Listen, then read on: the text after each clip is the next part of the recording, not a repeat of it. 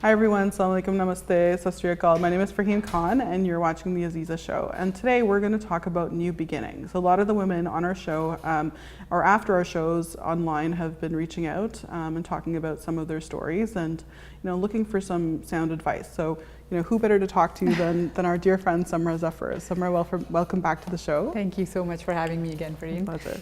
So Samra, you had this amazing article come out in the Toronto Life and magazine, and since then I've just been watching you travel here and there and tell your story. Tell us how it's been going. It's insane in a very good way. Mm-hmm. I feel like I'm on a roller coaster of excitement and thrill and also emotion. Right. So it's been a tremendous journey, and the speaking and everything, and the platforms that I'm sharing my message on have increased tremendously. And it just allows me to do what I do and feel great about doing it. And yes, the traveling and all of that is amazing, but the real reason why I do it is because you get to actually touch people's lives, and those messages and notes that I get almost every day about women writing to me or men telling me how I've inspired them to be better fathers or better husbands or better sons, or it's really that's what keeps me going. That's amazing. That's really great. So so can you tell us, this particular, you have a book coming out as well? Yes. So tell us about that. Yeah, it's coming out in March. Okay, amazing. We're just kind of going through the final editing stages and figuring out the title and cover and all of those things, and the manuscript is pretty much complete.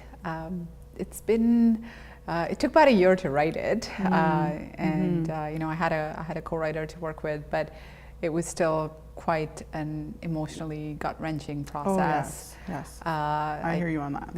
I'll never forget the hours and hours I've spent on her couch just sobbing like a baby. And it was kind of like, when I would read stuff and I would go through the manuscript to sort of proofread and edit and whatnot, I would oh my God, I feel so sorry for this poor girl. And then I would realize that was me.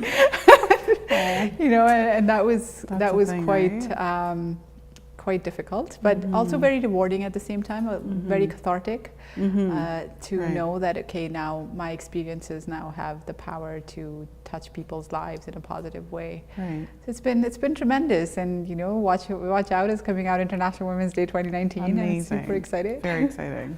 I remember when I wrote my book as well, it was just that feeling of I remember not being able to actually edit it myself. My best friend Sajita, this girl who I went to school with, I remember calling her up and being listen, I need to edit my my book. Can you sit in the Tim Hortons with me? And she'd be yeah, okay, cool. So she'd bring her work and she'd be doing whatever, and I'd be sitting there editing, and then I'd look up to at her every so often just to ground myself again, to be okay, this is really intense. I just need somebody, and then I'd continue, right?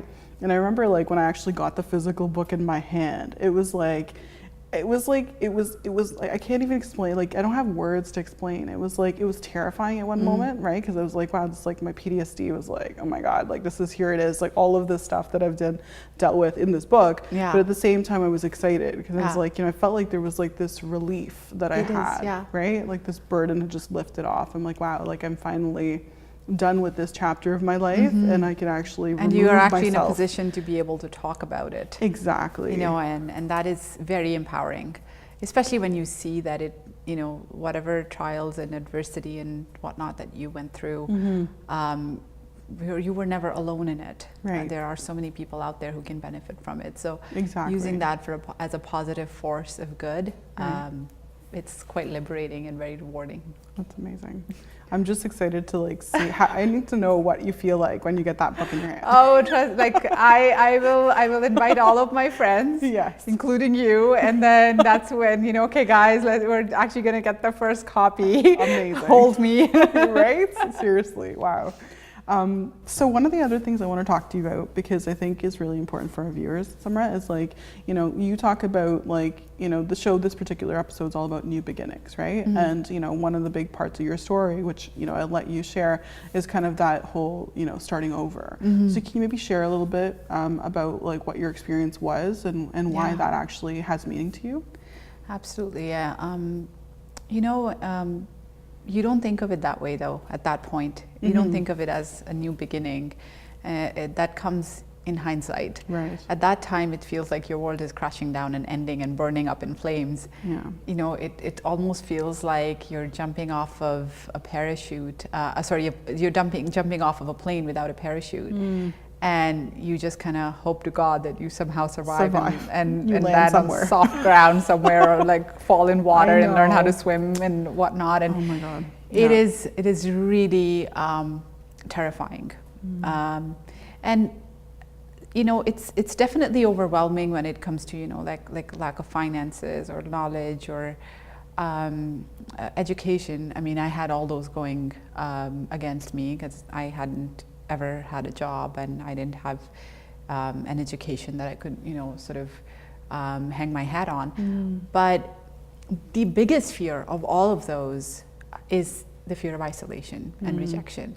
Because as human beings, we all want to be seen and accepted for who we are. Whether it's, you know, at our workplace, whether it's our you know, school or life or family. For sure. You know, I heard this speech by Oprah a few weeks ago where she says that, you know, she's interviewed everyone from Obama to, you know, like all kinds of celebrities and Beyonce and all her Beyonce-ness. And every time when the camera stops, everybody asks, was I okay? Was that okay? You know, it's our internal need as a human being, right, to feel that we are seen and we are enough. Are we enough? Right. You know, am I okay the way I am? Exactly. Are people going to accept me or reject me? So, you know, but when you're going through trauma and when you're coming out of something like that, that fear is elevated to an extent where you just you know, feel really low in confidence because of the years of abuse. You have been told all your life that you can never make it on your own, and you start believing it. Right. Your sense of self-worth is absolutely rock bottom. And then you're like, well, if I'm this horrible, why would anyone talk to me? How can I reach out for help? Right. People will see through it and they will see what kind of a horrible, worthless creature I am, and then they will not be my friend. And it is, and oftentimes, sadly, in certain cultures and societies and families and communities, that actually does happen. I faced my share of backlash from, you know, my family and the people that I knew, and who all shunned me because how dare a woman speak up, you know? Oh, she must have been sleeping around and ran away with someone, or that's why her husband left her. And like, it, you know, it was all somehow my fault. Right. Just because I was trying to defy the norms and build a better life. So that all of that can get so overwhelming. For sure. That you feel like there's no way I can do it. I just want to go back. Right. But what I have learned in my life is you just keep putting one step in front of the other. Take it one more day. And I promise you that people will lend you their parachute. People will hold your hand. You know, there will be a big, huge sort of crowd gathered with a net where you can kind of fall on it. Yes. Because there is far greater good in this world than there is bad. In fact, I always say that positivity is just, negativity is just a drop in an ocean of positivity. Right. Because what unites us is ultimately so much more powerful than what divides us. Yes. And people will see you as a human being who's struggling to build a better life, and they will lend you a helping hand. For sure. So it's just about having that courage to take that first step and just keep going. Right. So I always say, like, break it down into like not this humongous mountain that you have to climb, but just like take the next step, next step, next step, and then you'll look back and you'll be like, whoa, I feel so proud of me. I can't believe I did this. Right? Yeah. Amazing. So what, I was trying to think, a couple things that you talked about, right? Like just this notion of like how people would look at you or how you would, I mean, were there moments during your process or your, you know, your relationship where you were thinking of leaving and you were told not to, or that to be patient and stuff like that? What was your... Many times. You know, I think when I finally left, it was the fifth time. Okay. And there were different sort of episodes. Like once I had left to visit my family back in Pakistan and didn't want to come back. And then the next time I left, my father died, so I was sent back. Then there were a couple times here that, you know, I tried to leave, but then I would think like, no, you know, where will I go and who will ask for help? No one will talk to me. How will I survive? You know, all those overwhelming fears. For sure. And then people telling me that it's a woman's job to stay quiet for the sake of the family, and a good wife is, you know, she tolerates. Right, she's obedient and subservient, and you know. So of course I wanted to be a good wife. Right. I wanted to be accepted, because that's, you know, ultimately our need as human beings. For sure. And I tried to fit into that mold, and it was just suffocating. So yes, it happened many times. In fact, even after I had actually finally left, there was a time when I almost went back because of the backlash. Yeah, let's talk about that. So what actually happened? Like, what was it that made you go back or well, think about going back? It was, so first of all, that whole sort of, my family hates me, my community hates me, people look at me weird. I was getting a lot of unwanted sexual attention from men who thought, because now I'm single and, you know, I'm living alone and with no meal or whatever, I'm fair game. Goods, so it's fine, yeah, I'm damaged goods, I'm used property, so I'm fair game. In fact, my one of our sort of my ex-husband's family friends, she called me and she's like, oh, I heard you were sleeping around with someone and you ran away with him, is that true? All that stuff happened, and then, you know, a lot of times people's comments made me feel like I'm somehow incomplete because my marriage is broken. I got a marriage proposal, or I was presented with a marriage proposal of a 60-year-old man with grown kids whose kids were older than I was.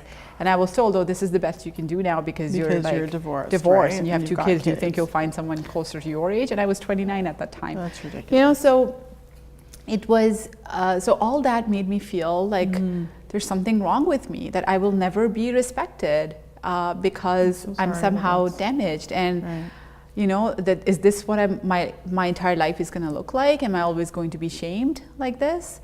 So one day, as I was feeling super overwhelmed, I actually went back and I begged him to take me back. Wow. Okay, well, just on that thought, we're going to take a quick break and I want to talk to you about that. Okay, we'll be back after this.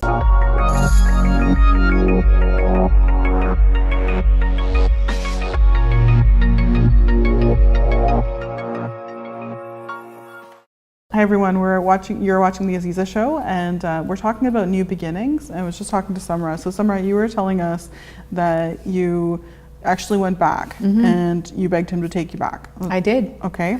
And he said, I'll think about it.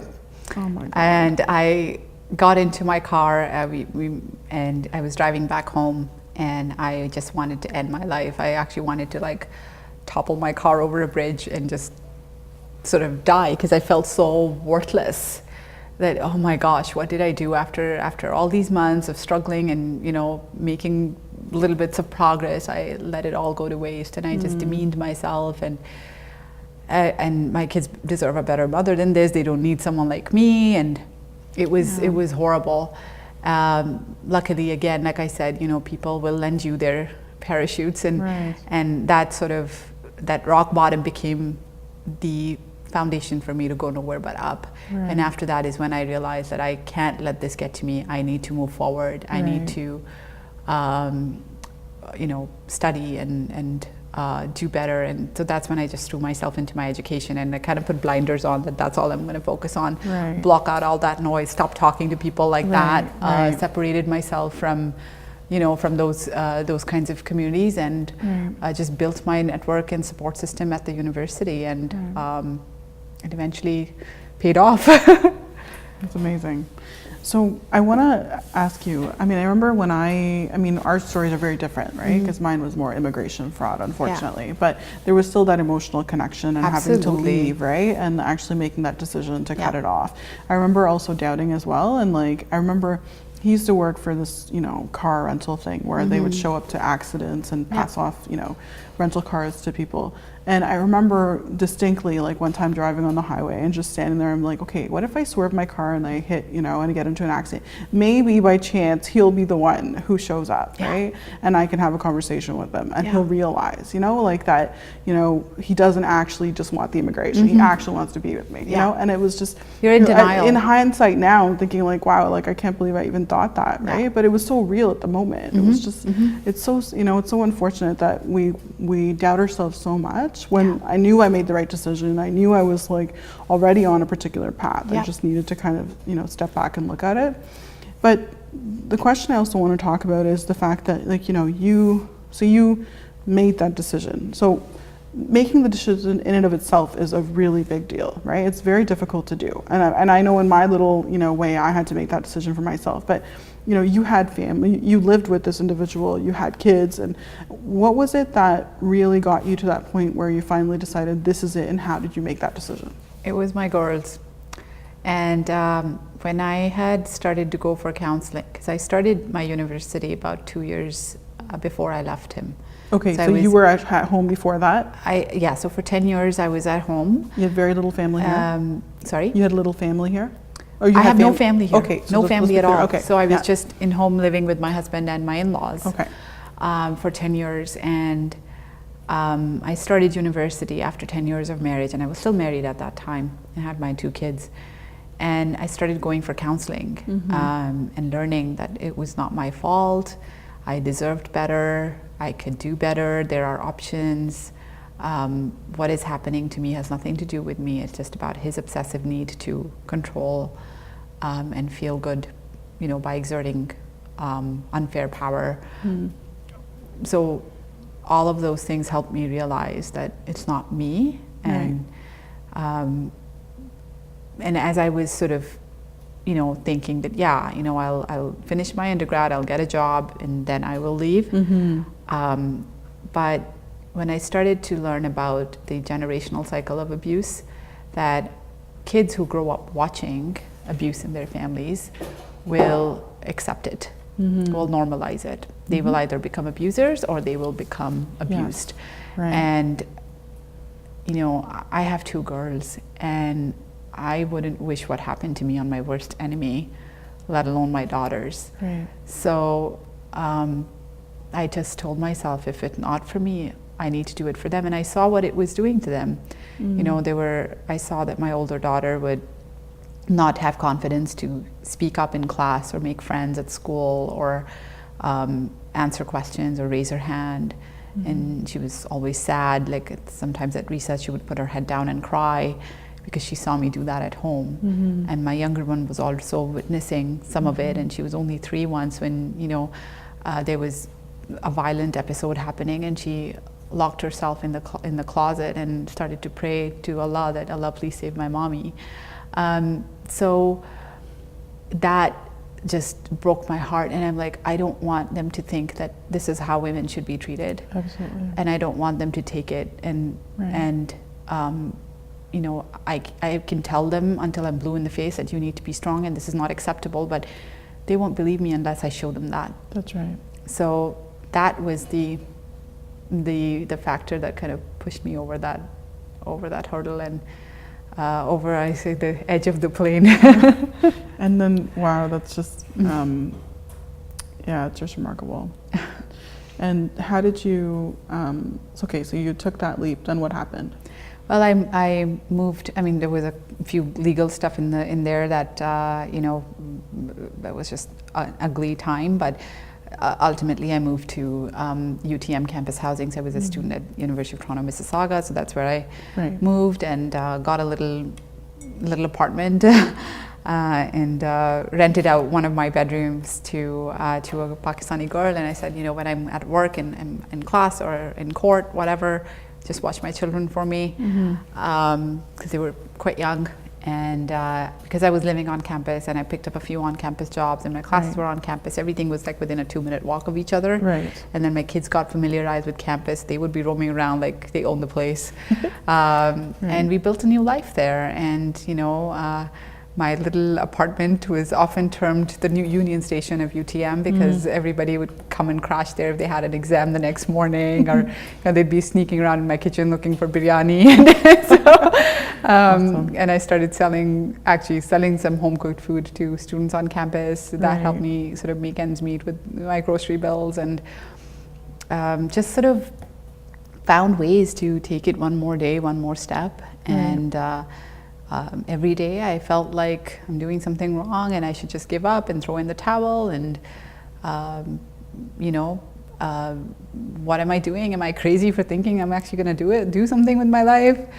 But then I would walk in the door and, you know, my kids would come running to me and give me hugs, and I was like, yep, I got to do it. I can do it for them.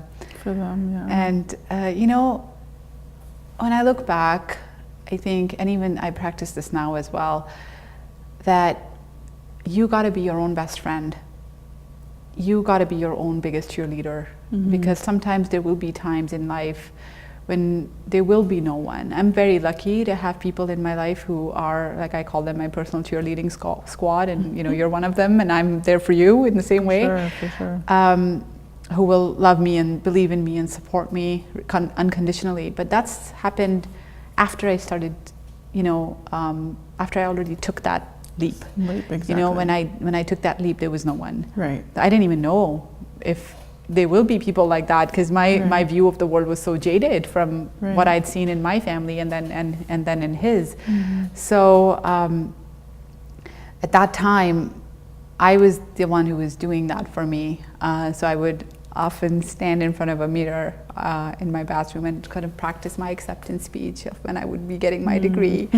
Or I would talk to myself while driving, and you know, I would like, yeah, this is gonna happen, like I'm gonna do this, I'm gonna get an A on this test, and I would visualize, and alhamdulillah, like a lot of that came true. And so it's, maybe there's something to it, right? I do that now too. I think my book is going to be a bestseller. For sure. For sure. That's very cool. So you have to believe in yourself, and it's a conscious decision. It's an evolutionary kind of a process. It doesn't happen overnight. There will be times when you'll fall, you'll fail, you'll be so hard on yourself. I went through that a few weeks ago. I you know, something happened in my personal life, just like completely shook me up and like threw me off balance. But I was like, yeah, I've gotten through worse, and I'm going to get through this too. Right. And it's okay to feel sad. It's okay to be down on yourself, but then you pick yourself up. And you brush that dust off and you move on. Move on, for sure. And what advice would you give women that, you know, are thinking about it? Because there are some that are, you know, thinking. The biggest thing I would say is taking care of yourself and standing up for yourself does not mean that you're selfish. It means that you love yourself. And there's a big difference between self-love and being selfish. And I think as women, we confuse the two a lot. And I did too in my life a lot. And as a mother, I still do sometimes, you know, like if I want to do something for myself, am I being selfish instead of buying something for my children, right? Mom guilt and all of that is real. So, and you know, when you're in a marriage or in any situation, and you think that, you know it's not good for you, you're not happy, you're not being treated right, whether it's at your workplace where it's a toxic work environment or whatever it may be, you are you feel that way, but then you're also sort of self-doubting yourself, and you're like, no, but if I leave, that's really selfish. Or maybe love is sacrificing myself, or he said something so disrespectful and I felt bad about it, but he buys me gifts and trips, so maybe I should let it go. And the one lesson that I think I have learned in life so far, and I'm still evolving, is that no one can treat you or has the right to treat you like an inferior person. And no one has the power to do it unless you give it to them. So you gotta own your power, and you gotta realize that you cannot be loving and kind to other people without first being loving and kind to yourself. Right. Be your best friend. I often use the trick that, you know, if I'm in this situation, what advice would I give to my daughter if she were in this situation? Right. And you want the best for your children, right? For sure. You don't want them to be unhappy. You don't want them to cry. You don't want them to be disrespected. Or let's say if you don't have children, think about your best friend or someone that you really support and love unconditionally. For sure. What would you say to them?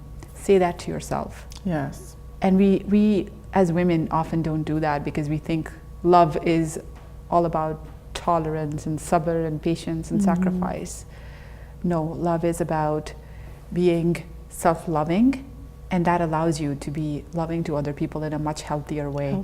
Because ultimately your foundation with your relationship with you is the best foundation for your relationship with other people. I love my children to pieces, but I love myself first. Right. And that allows me to love my children more. Yes. In a healthy way. Yes. You know, and it makes me a better mother because when I'm happy, I can be happy with them and for them. Yes. And you know, our relationship has improved tremendously. I'm a very busy person. I'm very ambitious. I don't have, you know, all the time in the world to spend with them. I don't put dinner on the table every night. Like, we have takeout most nights a week, and all of those. But that doesn't matter.